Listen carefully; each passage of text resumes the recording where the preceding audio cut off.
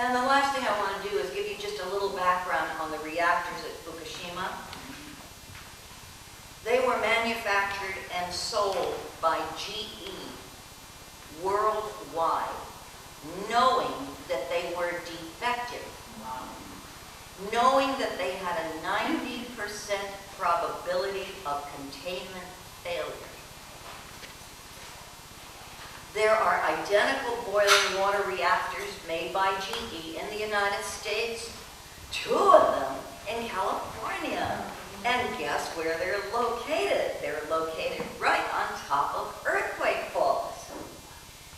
A similar disaster in California would contaminate the Californian food supply and the world's food supply, because a lot of our produce is marketed and shipped all over the world. 1, habitable zones. We picked out planets that are just the right size, between the size of Earth or twice that, and all are within habitable zones of their stars, at distances where there's the best chance for liquid water and possibly life to exist. And that's a quotation from Dan Wertheimer, Space Sciences Lab astrophysicist. And here's another quote. There is no place more wonderful than this. There is no place more marvelous than here. And that's from Milarepa, the Buddha saint. Starry night.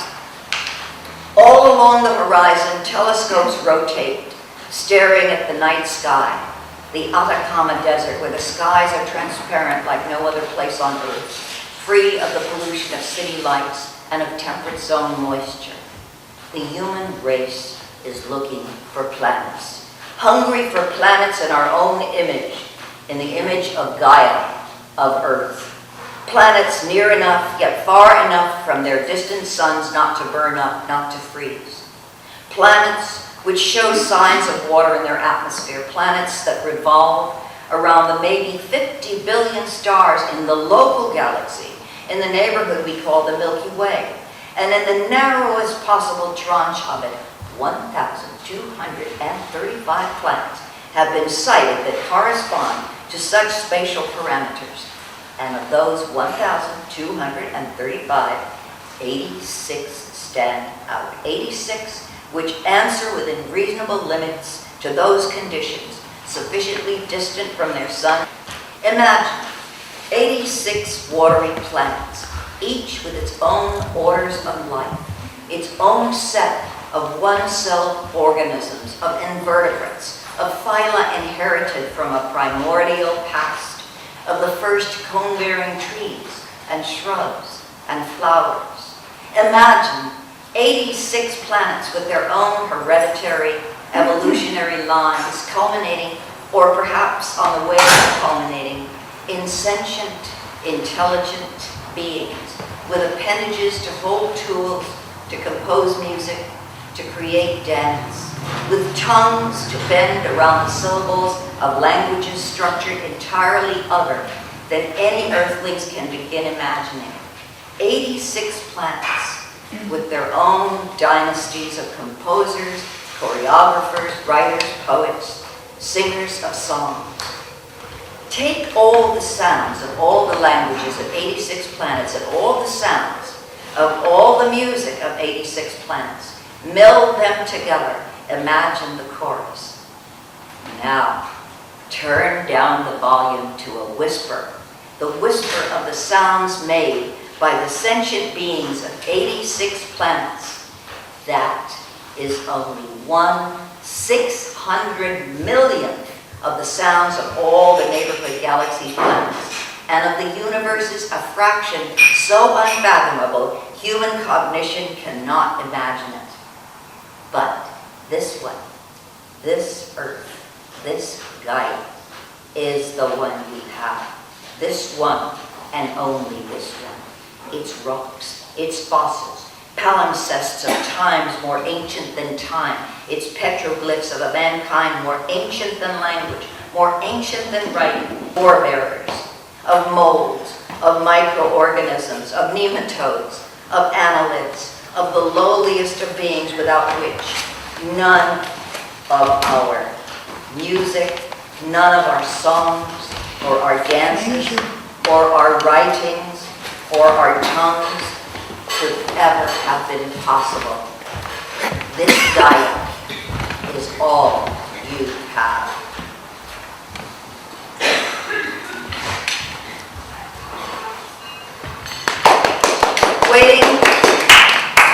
Waiting for the other shoe.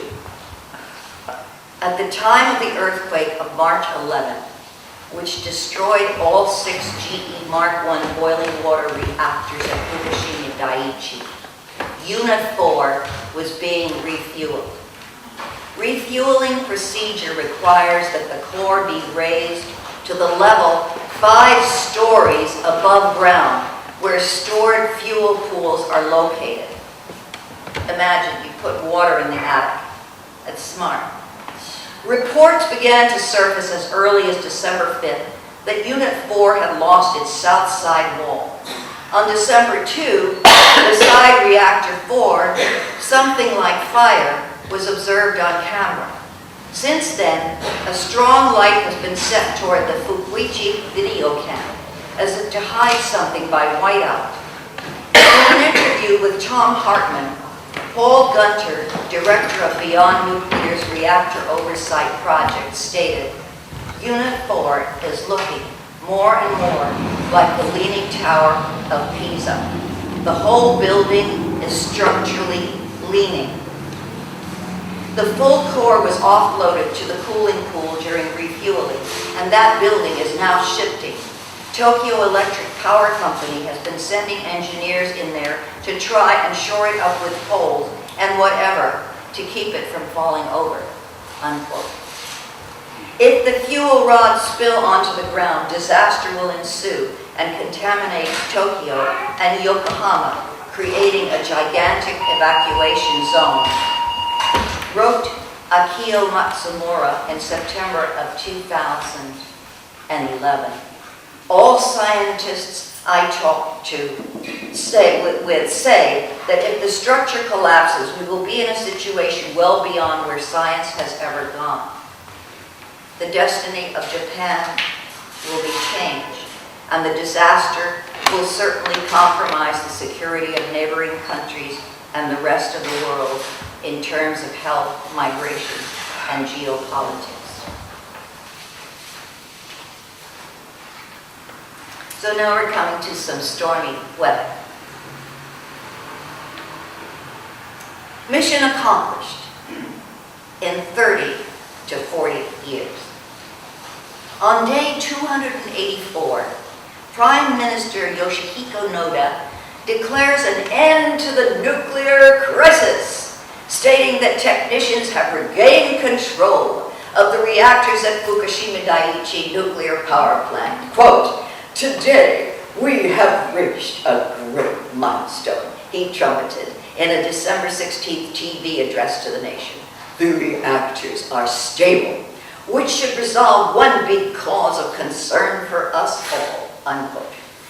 In keeping with his conservative taste, Mr. Noda left his carrier flight deck outfit at home, preferring the simple three-piece camouflage favored by Japanese functionaries everywhere.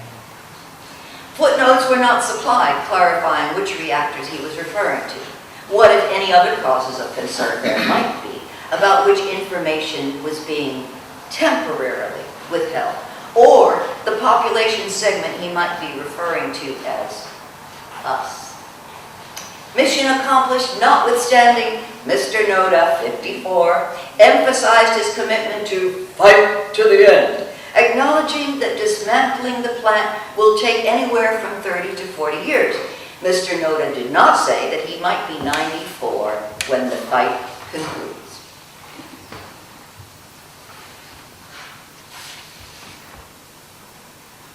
Unwanted Earth. What do you do with a heap of radioactive waste and soil? No problem. Rather than wait for the government to carry out decontamination efforts, the city of Fukushima has issued a citizens Q&A do-it-yourself manual. Question: what's the first basic step? Question: should disposable protective outfits be worn for decontamination work? Question: where should one start the decontamination? Question: where are hotspots likely to show up other than at the bottom of downspouts? Question: what should you do with the soil and leaves? Question: what should be done after completing the work? Question: where will tainted water used in decontamination work eventually end up? Question: will decontamination reduce radiation levels to pre-March 11th levels? Question: do people in Tokyo also need to decontaminate their property? If you thought do-it-yourself decontamination might be fun, think again. Which would you prefer? Climbing on your roof disguised in hat, face mask, gloves, waterproof boots, and disposable pants and long-sleeve shirts? To take a scrub brush and a solution of vinegar and bicarbonate of soda or laundry starch to scour no-see-ums off your roof tiles, then digging up 5 centimeters of topsoil all over your yard and bagging it along with all your weeds and grass and vegetation? Or would you prefer installing solar panels on the roof? 2 years ago, the city of Yokohama asked such a question. 2 years later, 5,000 solar panels have been installed on 5,000 roofs, with 4,000 more to go in the next 3 years, making all of Yokohama homes micro-sized power companies, capable of generating all they need and selling surplus back to TEPCO's power grid.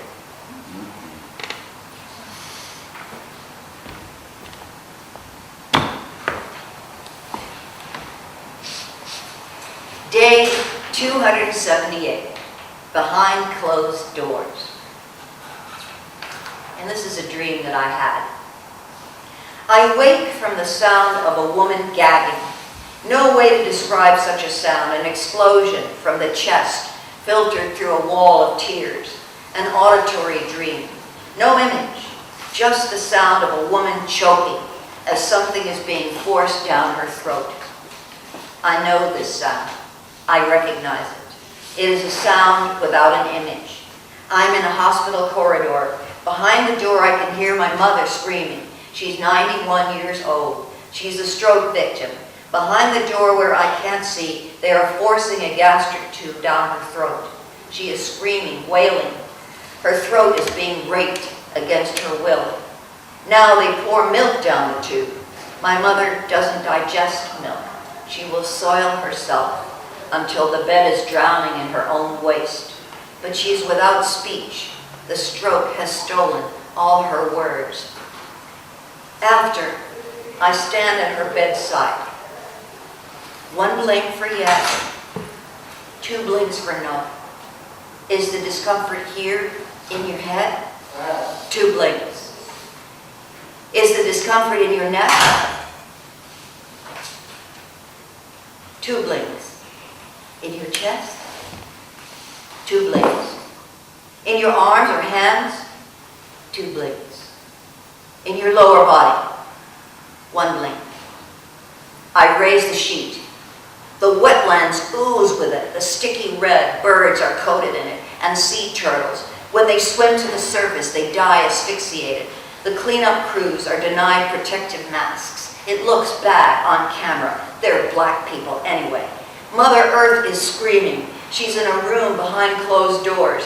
They are forcing her to drink strontium, cesium, plutonium, americium, cobalt, fracking compounds, Corexit. I burst in the door that time. Stop it! Stop the tube! Stop choking her! She has a directive. The healthcare directive of Mother Earth. You can't waterboard your mother anymore. In Durban, South Africa, where the last day of climate talks are taking place, Mohammed Aslam, environmental minister of the Maldives, one of the lowest lying islands in the world, speaks. You need to save us. The islands can't sink. We have our rights. We have a right to live. We have a right for home. You can't decide our destiny. But the U.S. climate negotiators have their marching orders. No, not right now. They say maybe in 5 years or maybe 10. The Obama administration will cook Africa, where temperatures are expected to rise 150 degrees, and disregard the 48 extreme weather emergencies declared this year in continental United States, where the criminal indifference of earth-destroying corporations is aided and abetted by government complicity. On the last day of the conference, the youth representative speaks. Anjali Appadurai's hair is long and black and wild. Unlike the other representatives, she does not wear a suit. I speak for more than half the world's population. We are the silent majority. You've given us a seat in this hall, but our interests are not on the table. What does it take to get a stake in this game? Lobbyists, corporate influence, money?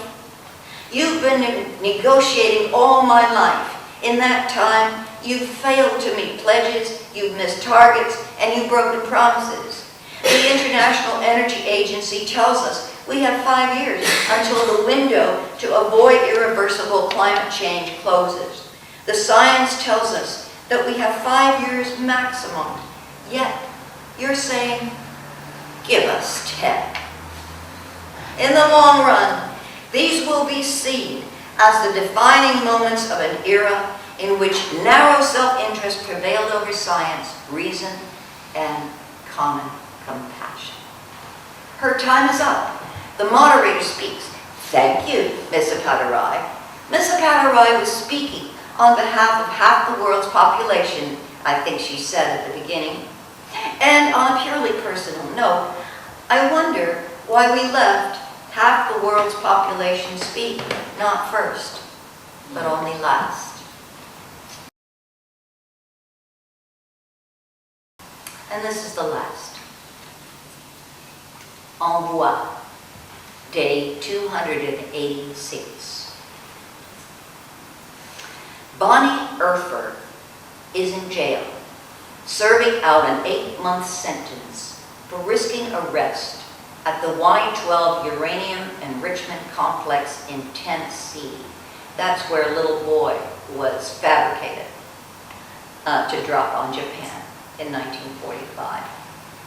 Writing in the summer edition of Newswatch Quarterly, she has this to say. I have worked at Newswatch for 25 years and cannot stop working against nuclear power and weapons. I petitioned, written letters, protested, and gone to jail many times and will again soon for opposing nuclear weapons production at Y-12 complex in Tennessee.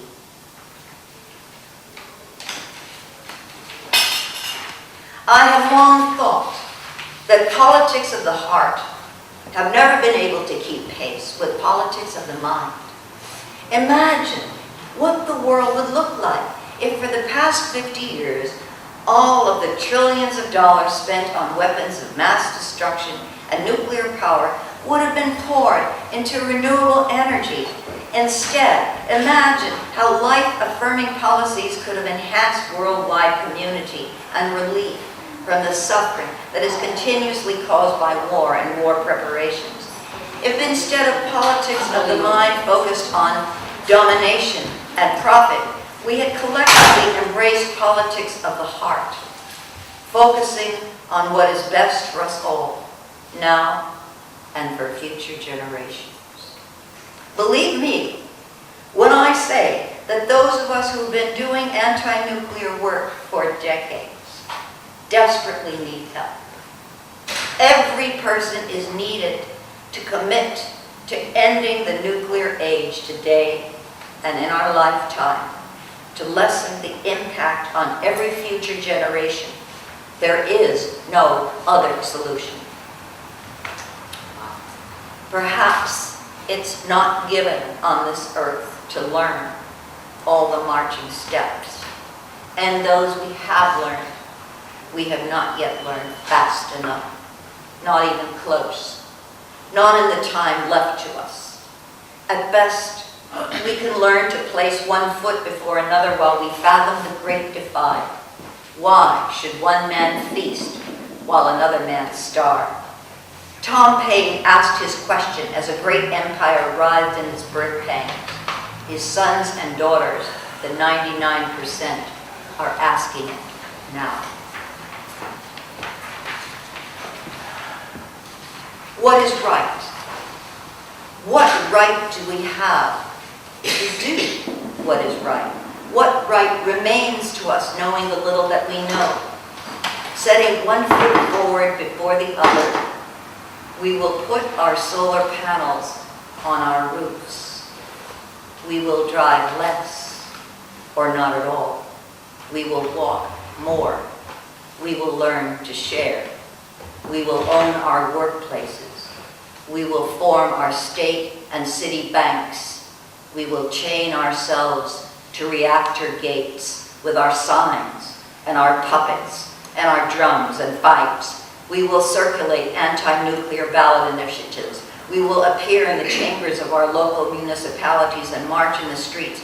We will speak what words our insect tongues can generate that day. We will live the slow resistances of which we are capable. We are what we are. Sometimes, in times of deep despair, I walk in the forest. I set myself a task. Every tree, every leaf, every flutter of bird wing in the branches, every stone, every pebble in the path, all these I see, knowing that if I fail to see, that single thing will disappear, will vanish from the earth to be sucked up by nothingness, never to return. Only an exercise, a letting out of the mind's force from its stable for a slow run in the what if. Will you join me?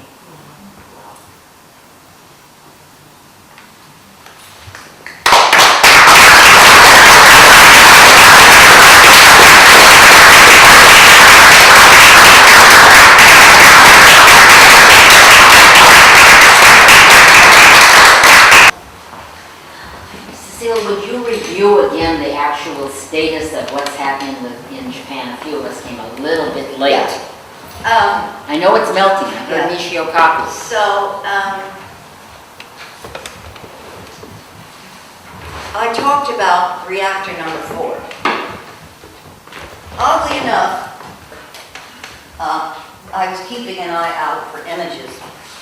And one day this came on the internet, and I emailed it to my editor, and I said, that's a cover. Well, it just so happens that's Unit 4. That's the one where the spent fuel pool, of course, is stored. Actually, I've written 5 stories up, but you can perhaps see from this that it's more like 10 stories. Now, this is a crane down here, and the very highest extension. So we're talking about 10 stories here. And the fuel pool is up here, and you see it's completely exposed to the elements. And in that fuel pool, there are 1,123 spent fuel rods. Now, spent fuel rods are highly radioactive. They use the word spent, so you're going to feel good. Oh, well, it's spent. You don't have to worry about it. You know, it's over. No. They're highly radioactive. And they are kept from exploding by constant circulation of water. So the pumps have to be able to work. Now, that's not the only thing about the spent fuel pool of Unit 4. At the time of the earthquake, and don't believe for a moment that the tsunami destroyed these reactors. No. That's what GE wants you to think, and that's why you keep hearing tsunami, tsunami, tsunami. Because we have a managed press. No. The earthquake is responsible because these reactors were designed so that they had a 90% probability of containment failure. So, the spent fuel pool is high up, all right? And at the time of the earthquake, the core of the reactor, which is even more radioactive than the spent fuel rods, has to be raised 10 stories up and put in the cooling pool in order for refueling to take place. So up here in this damaged building, which is now tilting, okay, there is the core and the 1,123 spent fuel rods, all right?